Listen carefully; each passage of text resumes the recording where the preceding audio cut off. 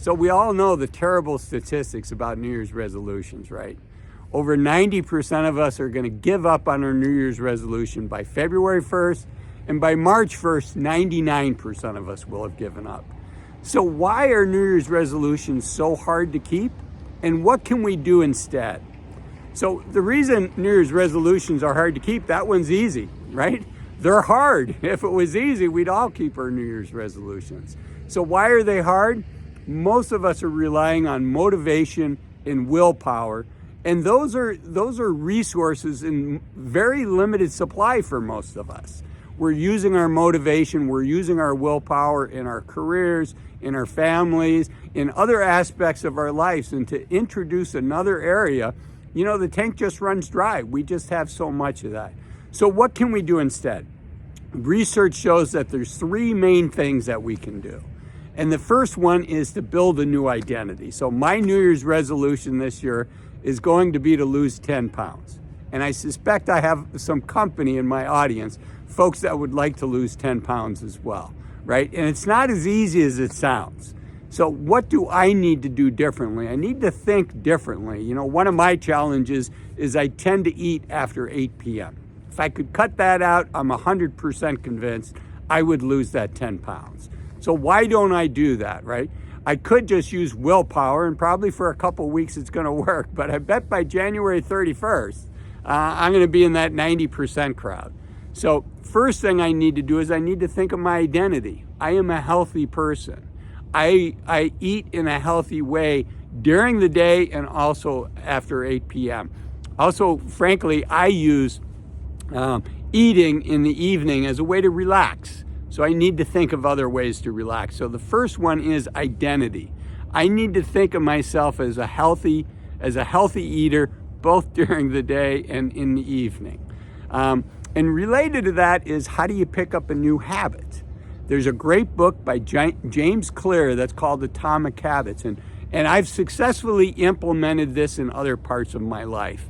And the idea there is we build our habits on habits that we already have. So maybe we weigh ourselves once a week after we brush our teeth. So we take an existing habit that we already do and we build on top of that. For instance, one of the things I successfully introduced in this past year is taking cold showers. At the end of my shower, I just turn on the cold water, and that's a super easy one, right? Because I'm taking showers anyways. So just for the last 2 minutes, I turn off the hot water. I set my timer on my watch, and frankly, it's super easy. So how do we make our New Year's resolution easy? So that's the first one. The second one is, how do we make it fun? How do we incorporate it in such a way that it's more fun? So for instance, in my case, maybe I could have a buddy that he or she is trying to lose 10 pounds as well, and we check in with each other and have a little competition. Just do what we need to do to make it fun, so that it doesn't require that deep dive each evening into my motivation and willpower.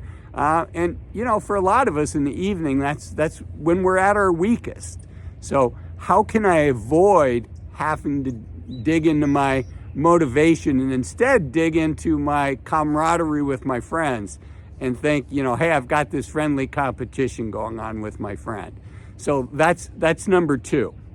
And then a really important piece of it as well is thinking through, what can I do for a long period of time? Forget about the next 12 months.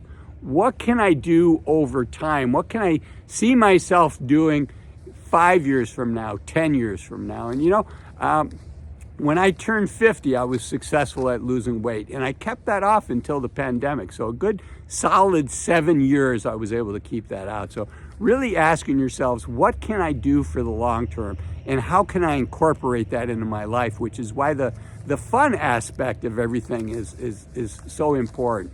And then checking in with yourself and say, how's this working for me? Is my life better? Do I feel like a better human being because of this goal? By the time you get to be my age and many of my viewers' age, we shouldn't chase goals just for the sake of saying, I accomplished that goal. We really want to ask ourselves, Are we learning? Are we growing? Do we feel we're a better person? In my case, a better husband, a better father, a better coworker, because of this goal. And so checking in with yourself. And I think once a week is too often. I think maybe once a month to every 3 months, checking in and saying, is this still a worthy goal? Is this something that I want to pursue? And there's a book called The 12-Week Year that I think falls nicely into this category, right? Once a week is too often, once a year is not enough. So the 12-week year talks about how do you set 12-week goals? How do you set a goal? You know, and 12 weeks might be a little bit long, but professionally setting a 12-week goal makes sense. But for something like this, maybe once a month. And what I'm thinking mentally is, you know, I can do anything for 30 days. You know, let's do it for 30 days. Let's have a short enough period of time. So for me, it's 30 days. For somebody else, it might be a week. For somebody else, it might be 12 weeks. Let's commit to it. Let's do the best we can to do that. And then let's check back in and see, was this something that I'm glad that I did? Did it make sense that I did it? And again, you can do it for a period of time. And for many of us, that period of time is probably 7 days to 30 days. And just looking back and reflecting back, how did that do? Did that help me out at work? And how can I make it more fun? I think that's really a big key to it, is how do we make it fun? Like, I love to learn. So one of the things I could do is, of the books that I read in the coming year, you know, a lot of what I read has to do with retirement planning. It's not just my work, it's also my passion is thinking through that.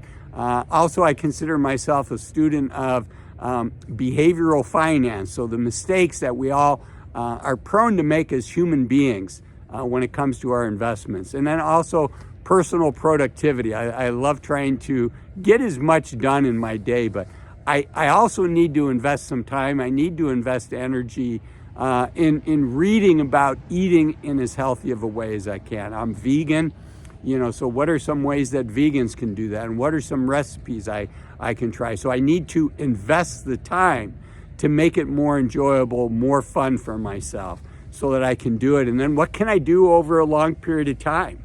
You know, I spoke earlier about what can you do for 30 days, and we can do anything. Many of us can do anything for 30 days or 7 days or 90 days, whatever that is. But what can I do where I'm constantly trying to get 1% better every day so that over time, over a year, we look back and say, you know, I had a transformation this year. I'm really proud of myself. So New Year's resolutions are difficult, but I believe we can do it. So let's do it together. Leave in the comment maybe what your New Year's resolution is, and occasionally come back and give us an update on it. I also want you to think about watching this video here where I talk about 8 things that I think we should think about giving up in our 50s and 60s so we enjoy the journey more.